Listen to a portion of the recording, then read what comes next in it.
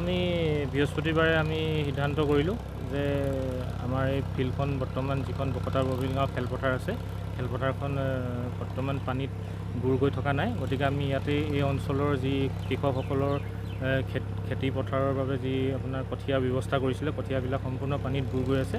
গতিকে আমি তেওঁলোকৰ খেতিৰ উপযোগীভাৱে আমি ইয়াত কঠীয়া সিঁচাৰ এটা পৰিকল্পনা কৰিলোঁ। কিমানজন যুৱক আছে?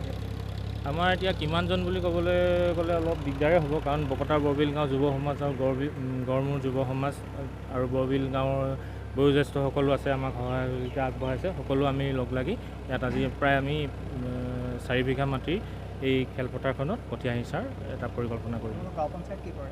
আমাৰ বাখৰবঙিনা গাঁও পঞ্চায়ত। গাঁও বৰবিল গাঁও। কি কঠীয়া সিঁচিছে?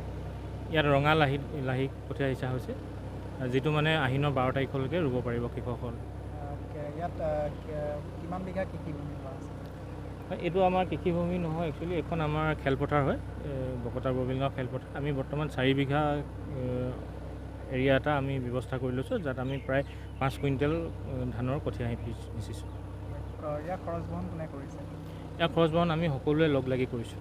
আমাৰ যুৱ সমাজে, গড়মূৰ যুৱ সমাজ, বৰবিল গাঁও যুৱ সমাজ সকলোৱে আমি মিলি খৰচ বহন কৰিছোঁ। কঠীয়াখিনিৰ বাবদ কিবা মূল্য দিব লাগিব? কঠীয়া আমি তেখেতলোকে ইয়াৰ পৰা উঠাই লৈ গ'লে হ'ল, কোনো আমাক মূল্য দিব নালাগে। আপোনালোকৰ কোন গাঁও পৰে? মোৰ বকতা বৰপিয়াল গাঁও, নহলামৰা বৰপিয়াল গাঁও পৰে। পঞ্চায়ত কি পৰে? নহলামৰা পঞ্চায়ত। বান কেতিয়া আহিছিলে? বানটোতো আমাৰ ইয়াত প্ৰায় 25 দিনে হ'ল। কোন নৈ বাঢ়নি পানী? দিচাং নদী বাঢ়নি পানী। এতিয়া কিমান বিঘা আজি সিঁচিছে কঠীয়া? আজি আমি এতিয়া প্ৰায় 4 বিঘা হ'ব। কি কি ধান? ইয়াত আমাৰ শালি আছে, তাৰপিছত মানে ছৈমৰা ধান আছে, তেনেকুৱা ধানে যিবিলাক মানে ধান আহিনৰ 10-12 তাৰিখলৈকে ৰুব পাৰিব, শালি ধানবিলাক। কিমান অঞ্চল বুৰিছিলে ইয়াত? ইয়াততো বকতা প্ৰায় মানে ভিতৰুৱা বহুত গাঁৱে আছে, প্ৰায় এতিয়াও বুৰিয়ে আছে।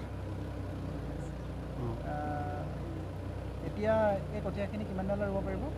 আহিনৰ প্ৰায় 10-12 তাৰিখলৈকে ৰুব পাৰিব। খৰচ বহন কোনে কৰিছে?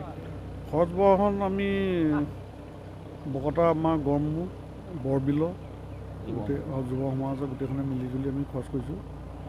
খৰচৰ যিটো হৈছে, চিন্তাটো কেতিয়া আছিল? এইটো আমাৰ বেছি দিনৰ নহয়, ঠিক আজি 4-5 দিনমানৰ আগৰহে চিন্তা।